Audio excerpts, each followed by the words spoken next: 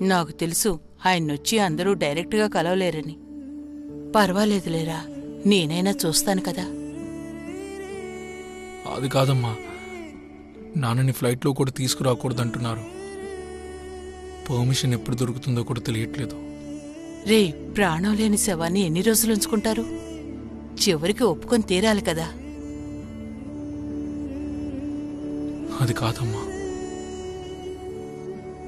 ఇప్పుడు ఈ పరిస్థితుల్లో నాన్న కార్యక్రమాల్ని అక్కడే చేసేద్దామంటున్నారు.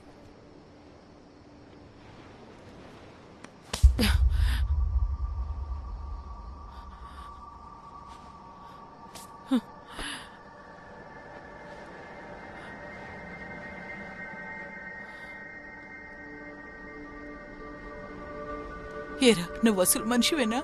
ఇలా మాట్లాడడానికి నీకు నోరెలా వస్తుంది?